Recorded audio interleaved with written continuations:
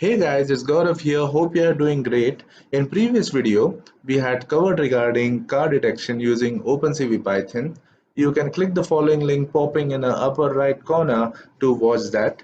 Now in this video, we'll be covering face and eyes detection using the same, that is OpenCV and Python. So let's get started.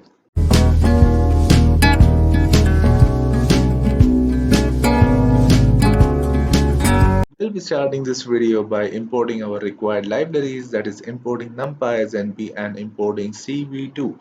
Well, CV2 is amazing open source computer vision and machine learning library used for solving computer vision problems. In previous video, we used Haar-Cascades for car detection, and in this video, we'll be using Haar-Cascades for frontal face and eyes detection. You don't need to worry about any of these files. I'll be mentioning my GitHub link from which you can download these files. So here is my GitHub page and you can see these files over here. You can just click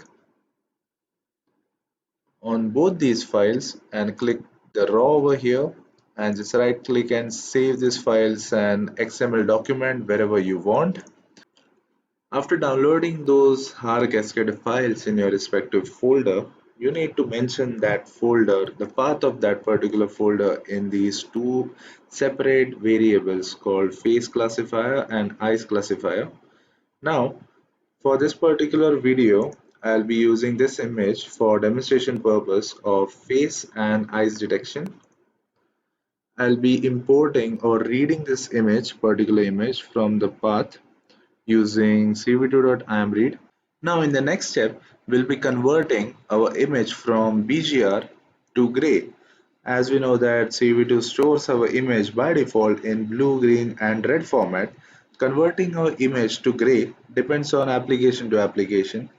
Well, if our application depends on color of any object, in that case we avoid converting image to gray color as it may affect our accuracy. But in our case, as we want to detect the edges of our faces and eyes, we'll be preferring converting BGR to gray.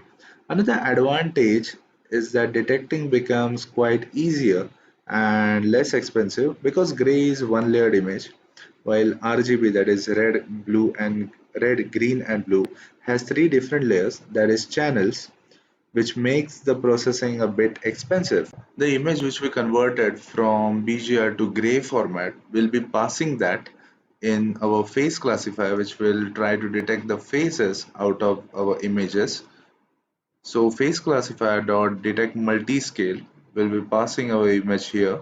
So basically detect multi-scale will be detecting object of different sizes from an input file, and objects are returned in a list of rectangles. Now I'll be using an if condition that if no faces are found or no faces are detected, the face classifier returns an empty tuple and also it will print no faces found. Like in previous video, here we'll be using for loop like for x, y, w and h, where x and y stands for x coordinate and y coordinate and width and height. In faces, we'll be plotting a rectangle around any face detected. So we'll pass our image into cv2.rectangle where x and y is the starting position, the starting coordinate, and this is the ending position, that is x coordinate plus width while y coordinate plus height. We can choose our color as per our requirements based on the color code. And last but not the least, the boundary of our rectangle, the border thickness, we can vary by varying this number. And also we'll be using I am show to display our image. As you can see here, we have used cv2.waitKey in bracket 0.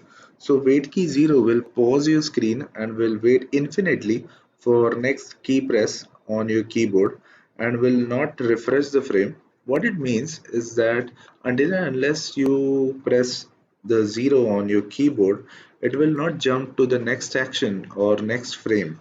You can also use waitKey in bracket 1. What it will do is that it will wait for key press for just 1 millisecond and it will continue to refresh and read the frame. Now what are these ROI gray and ROI color and why we have kept them separate?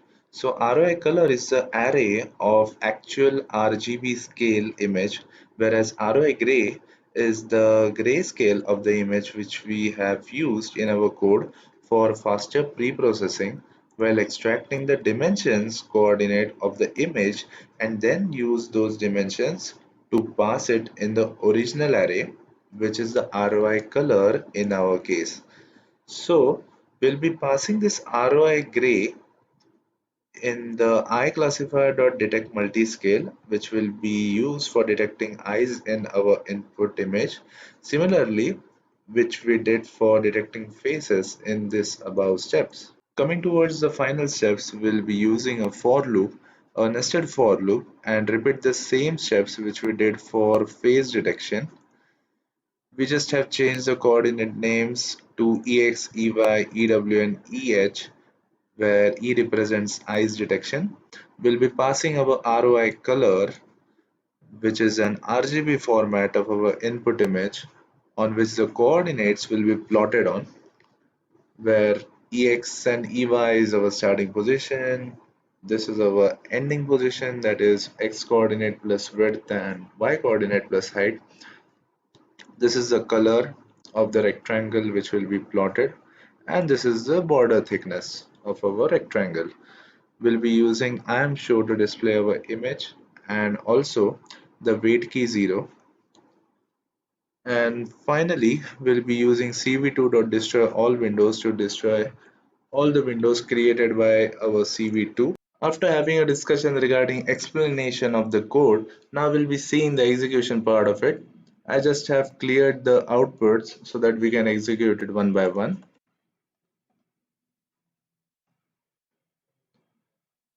After execution, you can see a window popping over here.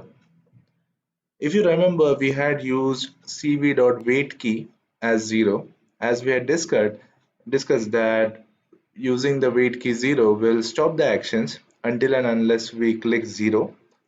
So when we press 0, we can see the frames are getting executed one by one. Now instead of using wait key as 0, we'll just experiment with the values. We had discussed earlier that using wait key 1 will execute each frame in 1 milliseconds. Let's see how. We'll just replace the values from 0 to 1 and execute the code. We can see each frame had executed within 1 milliseconds and it was so quick. Now we'll change this 1 to thousands. That is, each frame will be executed after 1000 milliseconds, that is after 1 second. So let's execute. We can see each frame is been executed after 1 second.